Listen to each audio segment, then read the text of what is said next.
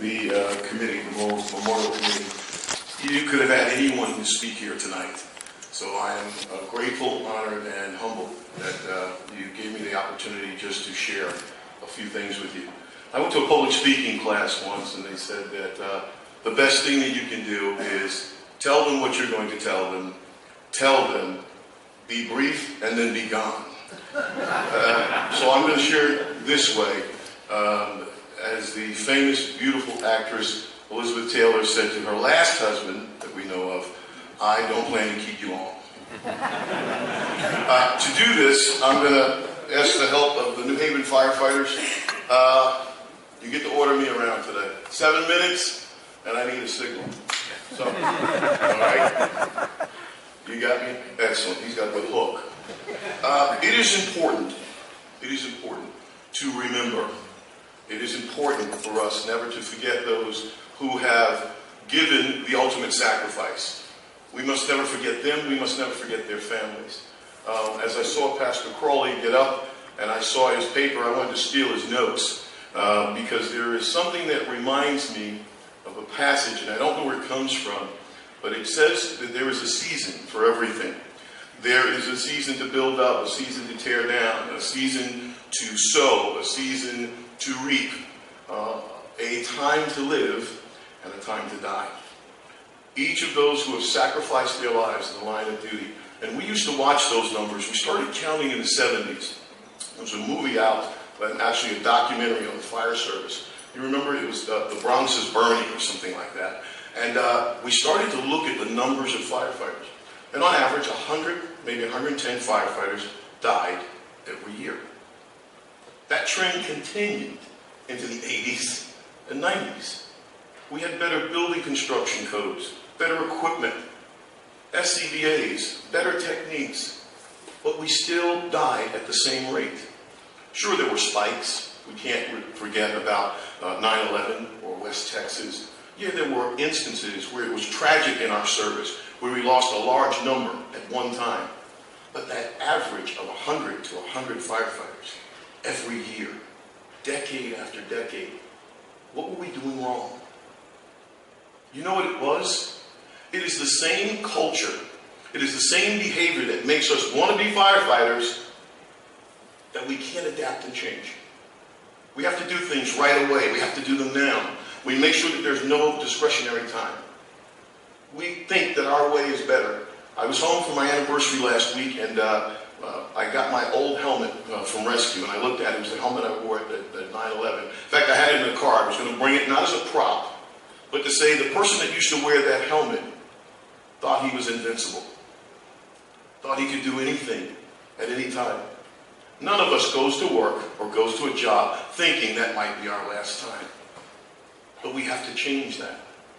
We have to now remember, because each of those persons that gave the ultimate sacrifice, since the last horse did his business on the apparatus floor, we have to make sure that we do things differently.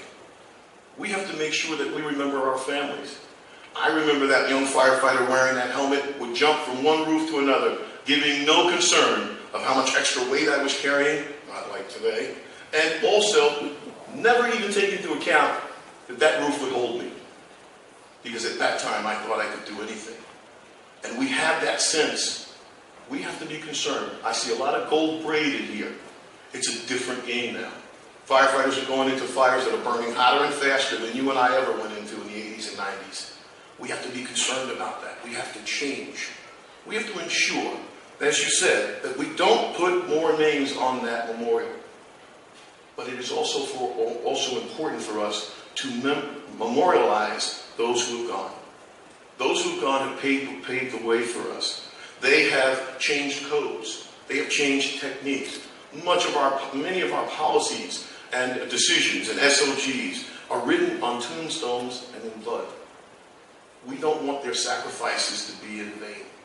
What we must tell these new firefighters is that you have to be sure that you are properly trained, properly outfitted, part of a team, and have an assignment.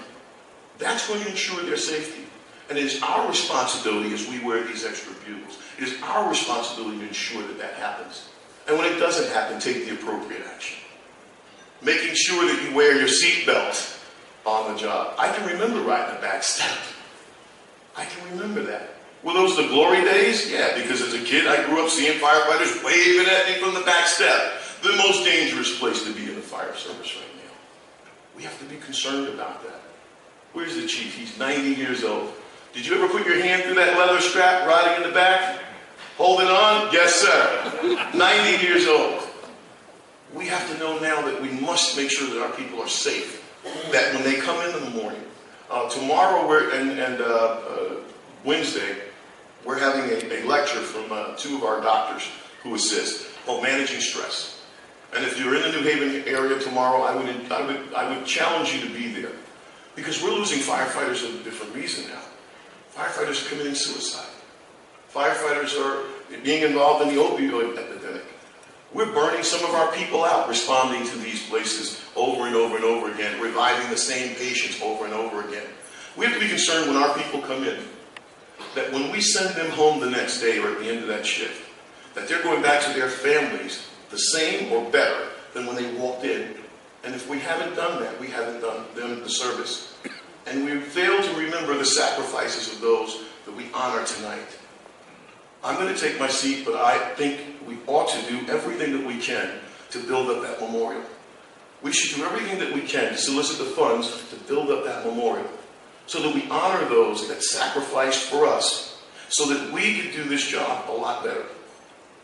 We should go tonight to our beds respectively and think of their families and their sacrifice and remind our loved ones that we love them, because no one went to work that day thinking that they weren't going to come back home. Hold on to that. Enjoy the night. Let's regale. In every culture, it says, if you say the names of persons who have gone before, they live again for that instant. They live again. So think about those who are on the wall, those who you've lost, firefighters that you've lost in the past. Remember them tonight. Speak kindly of them.